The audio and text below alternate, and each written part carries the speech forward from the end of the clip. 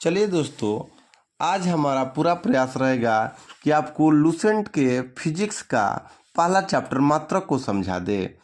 चलिए शुरू करते हैं। ध्यान से देखिएगा, आपको पक्का समझ में आएगा। मात्रक क्या होता है? यूनिट। किसी राशि के मापन के निर्देश मानक को मात्रक कहते हैं।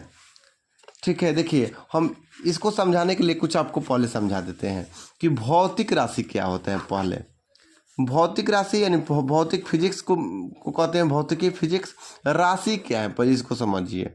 ठीक है, राशि जिसको मापा जा सकता है, जिसको आप माप सकते हैं, उसको क्या कहते हैं?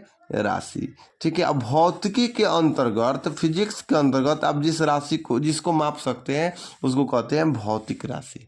समझिए चीज को कि आप किसको किसको माप सकते हैं। तो आप किसी की लंबाई को माप सकते हैं, तो लंबाई क्या हो जाएगा? राशि। आप किसी की चौड़ाई को माप सकते हैं, तो चौड़ाई क्या हो जाएगा? राशि। ठीक है, ये फिजिकल क्वांटिटी है, भौतिक राशि यह है। आप किसी की लंबाई माप सकते हैं, चौड़ाई माप सकते हैं, क्षेत्रफल माप सकते हैं, तो ये क्या है? राशि। आयतन माप सकते हैं, तो ये आयतन क्या होगा? राशि। राशि किसको कहते हैं? आप जिसको माप सकते हैं उसको राशि कहते हैं। समझिए, लेकिन आप किसी का हंसना नहीं माप सकते हैं। हंसना माप सकते हैं? नहीं, तो हंसना राशि नहीं होगा। आप किसी का रोना माप सकते हैं, वो कई किलो रोया है? नहीं माप सकते हैं, तो रोना राशि नहीं होगा। ठीक है, आप किसी का दौड़ना नहीं माप सकते कि वो कितना किलो दौड़ा है? नहीं माप सकते, दौड़ना राशि नहीं होगा। हाँ, द्रव्यमान राशि होगा। आप किसी का द्रव्यमान माप सकते हैं, आप किसी का भार माप सकते हैं, आप किसी का वजन माप सकते हैं, तो ये सब क्या है? राशि है। आप तापमान माप सकते हैं। ठीक है, तो ये सब क्या होता है? राशि। राशि किसको कहते हैं बताइए? राशि किसको कहते हैं? तो हम जिसको माप सकते हैं उसको क्या कहते हैं? राशि कहते हैं। अब आते हैं मात्रक किसे कहते हैं। देखिए, हमने मात्रक का डिफिनेशन अभी लिख रखा है। मात्रक किसी भौतिक राशि को व्यक्त करने के लिए जिस मानक का प्रयोग किया जाता है उसे मात्रक कहा जाता है। कोई भी भौतिकी राशि है, जैसे लंबाई है, समझिएगा। ठीक है, लंबाई है। अब इस लंबाई को व्यक्त करने के लिए आप जिस शॉर्ट फॉर्म का प्रयोग करते हैं उसी को तो मात्रक कहते हैं। तो लंबाई का मात्रक मीटर हो जाएगा।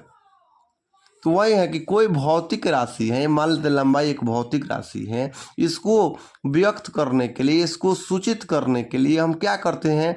किसी मानक का प्रयोग करते हैं। एम से हम सूचित कर दिए, तो ये जो एम होगा क्या होगा? मात्रक होगा, यूनिट होगा।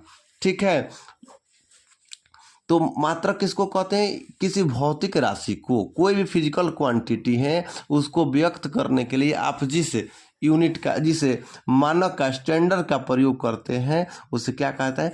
मात्रक। मात्रक कई प्रकार का होता है? तो मात्रक दो प्रकार के। ठीक है, मात्रक कितने प्रकार के होते हैं? दो प्रकार के। एक होता है मूल मात्रक, ठीक है, और एक होता है व्युत्पन्न मात्रक। समझिएगा दोस्त, मात्रक कई प्रकार के? दो प्रकार के। मूल मात्रक, व्युत्पन्न मात्रक। देखिए यहाँ पर लिखा है कि मात्रक दो प्रकार के होते हैं, मूल मात्रक और व्युत्पन्न मात्रक। एसआई पद्धति में मूल मात्रकों की संख्या 7 दी गई है, जिसे नीचे की सारणी में दिया गया है। देखिए, मूल मात्रक कई गो होता है? कुल 7 गो, 1 से लेकर 7 तक यहाँ पर दिया है। चलिए, कौन कौन होता है इसको भी समझ जाइए। मूल मात्रक है लंबाई, द्रव्यमान, समय, ताप, विद्युत धारा, ज्योति तीव्रता, पदार्थ का परिमाण। मूल मात्रक कितने होते हैं सर? तो मूल मात्रक 7 होते हैं। ठीक है, कौन कौन? लंबाई, द्रव्यमान, समय, ताप, विद्युत धारा, ज्योति तीव्रता, पदार्थ का परिमाण। तो मूल मात्रक का कोई मात्रक होता होगा। इसको व्यक्त करने के लिए हम क्या करते हैं? किसी स्टैंडर्ड का प्रयोग करते हैं। तो लंबाई को व्यक्त करने के लिए हम लोग मीटर का प्रयोग करते हैं। तो लंबाई का मात्रक क्या हो जाएगा? मीटर। द्रव्यमान का को व्यक्त करने के लिए किसका प्रयोग किया जाता है? किलोग्राम का प्रयोग किया जाता है। तो द्रव्यमान का मात्रक क्या हो जाएगा? किलोग्राम। देखिए लिखा है द्रव्यमान का किलोग्राम। समय को व्यक्त करने के लिए सेकंड का प्रयोग किया जाता है, तो समय का मात्रक क्या हो जाएगा, सेकंड हो जाएगा। ताप को व्यक्त करने के लिए केल्विन का प्रयोग किया जाता है, तो ताप का क्या हो जाएगा, केल्विन हो जाएगा। ठीक है। विद्युत धारा, इलेक्ट्रिक करंट को व्यक्त करने के लिए किसका प्रयोग किया जाता है, एम्पियर का, तो विद्युत धारा का क्या हो जाएगा मात्रक, एम्पियर हो जाएगा। ज्योति तीव्रता को व्यक्त करने के लिए कैंडेला का प्रयोग किया जाता है, तो इसका मात्रक क्या हो जाएगा, कैंडेला। पदार्थ के परिमाण का मात्रक मोल होता है। समझिए, अब इतना बड़ा बड़ा हो गया, लंबाई का मात्रक मीटर, द्रव्यमान का मात्रक किलोग्राम, समय का मात्रक सेकंड, ताप का मात्रक केल्विन, विद्युत धारा का एम्पियर, ज्योति तीव्रता का कैंडेला, पदार्थ का परिमाण का मोल। ये तो बड़ा बड़ा हो गया, तो इसका संकेत बनाया गया। क्या बनाया गया, संकेत बनाया गया। देखिएगा, मीटर को सूचित करने के लिए छोटका एम का प्रयोग किया जाता है, द्रव्यमान को सूचित करने के लिए छोटका केजी का प्रयोग किया जाता है, सेकंड को सूचित करने के लिए छोटका एस का प्रयोग किया जाता है, केल्विन को सूचित करने के लिए बड़का के, कैपिटल का के। काहे भाई कैपिटल लेटर में के काहे, क्योंकि केल्विन वैज्ञानिक का नाम था। याद रखेगा, वैज्ञानिक के नाम को बड़े अक्षरों में डिनोट किया जाता है। जैसे न्यूटन है, तो न्यूटन के लिए बड़का एन का प्रयोग किया जाएगा। ठीक है, उसी प्रकार केल्विन वैज्ञानिक थे तो बड़का के। अब यदि बड़ा अक्षर देखिएगा संकेत में तो समझ जाइएगा कि उसके वैज्ञानिक का ही नाम है। एम्पियर के लिए विद्युत धारा का मात्रक एम्पियर, तो बड़का ए, एम्पियर वैज्ञानिक थे। कैंडेला, ज्योति तीव्रता का कैंडेला, कैंडेला क्या है, CD। और पदार्थ के परिमाण का मात्रक मोल, MOL। तो यहाँ से आप जान गए कि कितने होते हैं भाई, मूल मात्रक 7 गो। एक लंबाई, लंबाई का मात्रक मीटर, सूची एम, सूचित करता है एम से।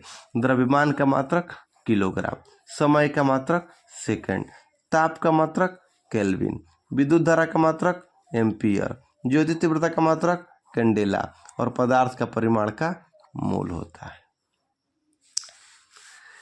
एसआई के संपूरक मूल मात्रक, समझिए, संपूरक भी होते हैं। कौन कौन, समतल कोण का रेडियन और घन कोण का स्टेरेडियन। ठीक है, देखिए, संपूरक भी होते हैं और मूल मात्रक भी होते हैं। तो संपूरक मूल मात्रक 2 गो होता है, समतल कोण का रेडियन और घन कोण का स्टेरेडियन। रेडियन को RAD से सूचित किया जाता है और स्टेरेडियन को SR से सूचित किया जाता है।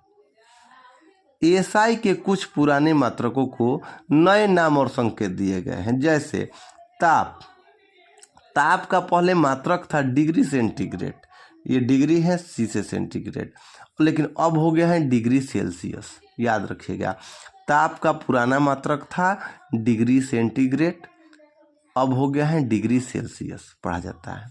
आवृत्ति का पुराना मात्रक था कंपन प्रति सेकंड, CPS। आवृत्ति का पुराना मात्रक था कंपन प्रति सेकंड, CPS, लेकिन आवृत्ति का अब नया मात्रक हर्ट्ज हो गया है। उसी प्रकार ज्योति तीव्रता का पुराना मात्रक कैंडल शक्ति था, उसे अब वही कैंडेला CD हो गया है। देखिए, अब कह रहा है कि व्युत्पन्न मात्रक किसे कहते हैं।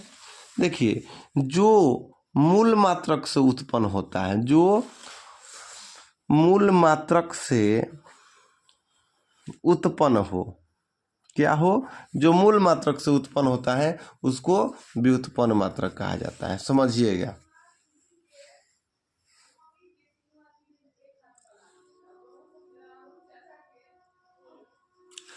देखिए, जैसे व्युत्पन्न मात्रक क्या होता है, आइए यहाँ लिख कर सिखाते हैं।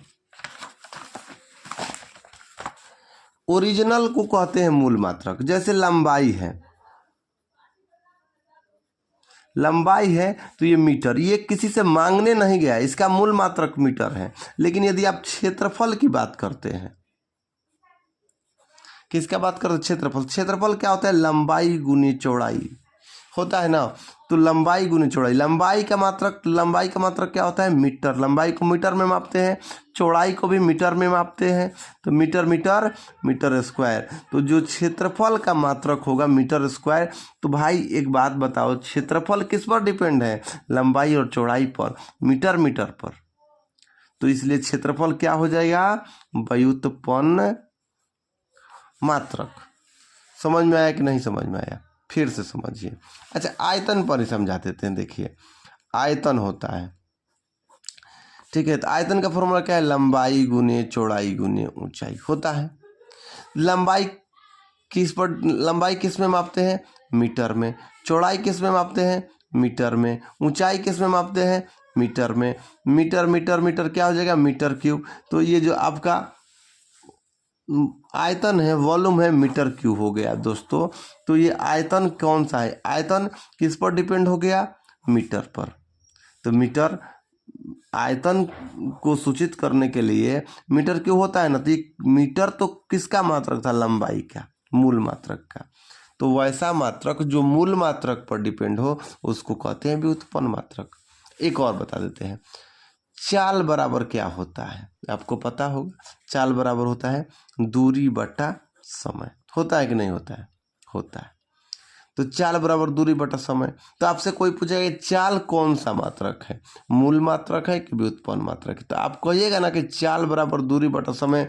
और दूरी किस में मापते हैं हम लोग? मीटर में। समय किस में मापते हैं? सेकंड में। तो चाल का मात्रक होता है मीटर प्रति सेकंड। तो चाल दिखाने के लिए मीटर और समय के पास जाना पड़ा कि नहीं जाना पड़ा? तो चाल क्या है, किस पर डिपेंड है? मूल मात्रक पर डिपेंड है। तो चाल कौन सा राशि हो जाएगा? व्युत्पन्न मात्रक हो जाएगा, राशि नहीं मात्रक। आगे तो वही लिखा है कि वे सभी मात्रक जो मूल मात्रक की सहायता से व्यक्त किए जाते हैं व्युत्पन्न मात्रक कहलाता है। उसके बाद कह रहा है कि बहुत लंबी दूरियों को मापने के लिए प्रकाश वर्ष का प्रयोग किया जाता है। याद रखना है, लंबा दूरी मापने के लिए किसका प्रयोग करते हैं? प्रकाश वर्ष का। यानी दूरी का मात्रक क्या होता है? लंबी दूरी का मात्रक देखिए मीटर भी होता है, लेकिन लंबा दूरी का मात्रक क्या होता है? प्रकाश वर्ष होता है। ये भी पूछता है कि एक प्रकाश वर्ष बराबर कितना होता है? तो आप क्या कहिएगा? एक प्रकाश बराबर 9.46 गुने 10 के पावर 15 मीटर। कितना होता है? एक प्रकाश वर्ष बराबर 9.46 गुणे 10 के पावर 15 मीटर। दूरी मापने की सबसे बड़ी इकाई पार्सेक होती है, ठीक है। दूरी का मात्रक लंबी दूरी के लिए क्या है? प्रकाश वर्ष है। लेकिन ध्यान रखना है कि यदि लंबी दूरी मापना है, यहाँ से सूर्य की दूरी मापना है, तारों की दूरी मापना है, तो क्या है उसका? दूरी मापने की सबसे बड़ी इकाई पार्सेक है, याद रखिएगा, ठीक। एक पार्सेक बराबर 3.26 प्रकाश वर्ष, यानी 3.08 गुने 10 के पावर 16 मीटर। आते हैं अगला पॉइंट, बल की सीजीएस पद्धति में मात्रक डाइन है। बल की सीजीएस पद्धति में मात्रक क्या है? डाइन है। एवं एसआई पद्धति में मात्रक न्यूटन है। 1 न्यूटन बराबर 10 के पावर 5 डाइन। 1 न्यूटन 10 के पावर 5 डाइन के बराबर है। कार्य की सीजीएस पद्धति में मात्रक अर्घ है। कार्य का सीजीएस पद्धति मात्रक क्या है? अर्घ। और वहीं इसके एसआई पद्धति में मात्रक जूल है। 1 जूल बराबर 10 के पावर 7 अर्घ। याद रखिएगा, 1 न्यूटन है 10 के पावर 5 डाइन के बराबर है। 1 जूल है 10 के पावर 7 अर्घ के बराबर है। और दोस्तों अगला पॉइंट 10 के विभिन्न घातों के प्रतीक, इस पर हमने वीडियो बना रखा है, आप जाकर चेक कर लीजिएगा। चलिए, आपका पहला चैप्टर कंप्लीट हो गया। धन्यवाद।